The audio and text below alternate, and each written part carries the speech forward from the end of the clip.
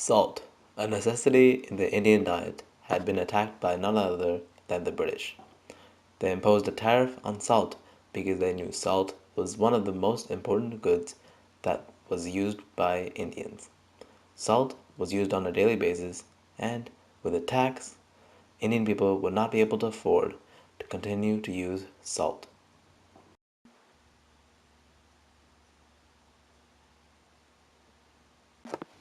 Also, salt is a key ingredient in Mahatma Gandhi's magic. Though many people did not understand what his magic did or was exactly, one thing was clear: Gandhi's magic was used only to better the lives of people around him.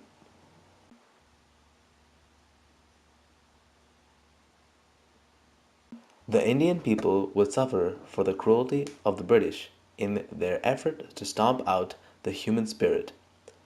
They began an assault against salt to help them keep a stranglehold on the Indians. It was then Mahatma Gandhi realized that he had to take action and stop the British on their untenable quest to keep India in the Dark Ages.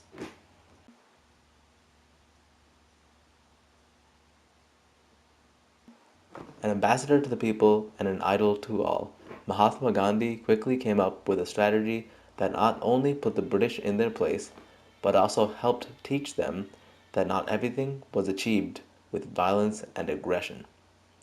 He organized a salt march, something that would take him and many of his devout followers on a 240-mile quest to the Arabian Sea, where they could obtain salt without paying a tax to the British.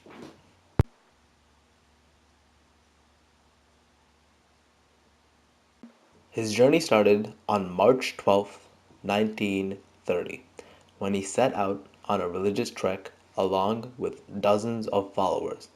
With each passing day, he gained more and more followers. His inspiring speeches and rousing promises helped to keep the spirits of each of his followers up. As the days slogged on, people's spirits began to falter, and with the extreme drudgery, people were looking for a reason to quit.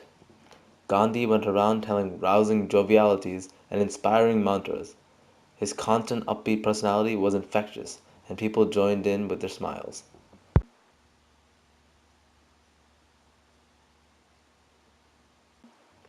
Those closest to Gandhi worried that he was fooling himself into being able to handle all the stress. When they asked him, "Sir, how can you continue to smile with all of the pressure that rests on your shoulders?"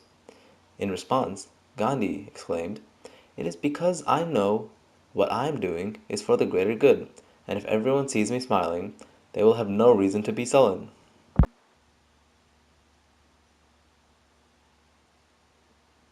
Gandhi maintained a happy demeanor because he knew of the risk that everyone was taking in following him to the Arabian Sea. His followers could be thrown in jail, separated from their families, beaten mercilessly, and even killed. The weight of the world that Gandhi was carrying on his shoulders was damn near crippling. Although he had an ever-present smile, even Gandhi knew he would need more power from the salt if he was to continue his journey to independence.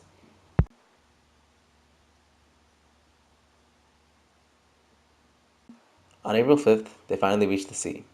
As he reached down and picked up the first non-taxed piece of salt, he rejoiced as he felt his power coming back to him. Civil disobedience broke out across India, as Indians began to boycott all British goods. Unfortunately, as Gandhi had feared, the British came down on him and many of his followers. He, along with 60,000 people, were arrested for their crimes with Gandhi.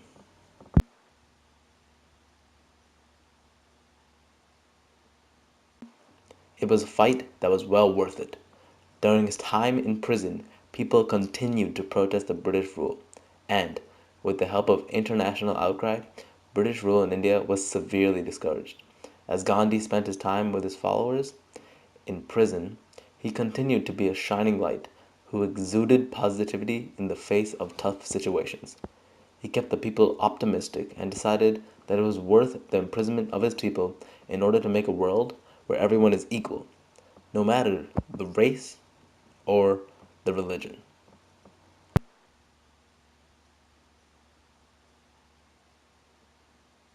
Gandhi, how do you keep a smile on your face while in the face of such adversity? We're in prison for God's sake. We may never see our families again. I know our prospects seem incredibly bleak, but trust me, millions of Indians are rebelling for our cause, and I know with all their efforts we will emerge triumphant.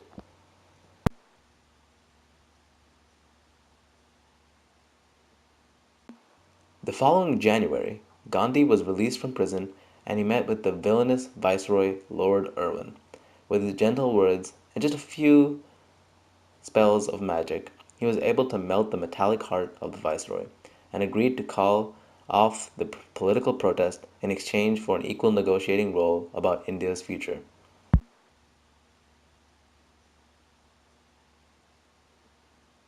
Later that year, he traveled to a meeting in London and showed the immense power that resided in the small man's powerful words. Although the meeting did not change anything significant, it was a step towards independence. 16 years later, India gained independence, and it was thanks to Gandhi and his dedication to making India a better place.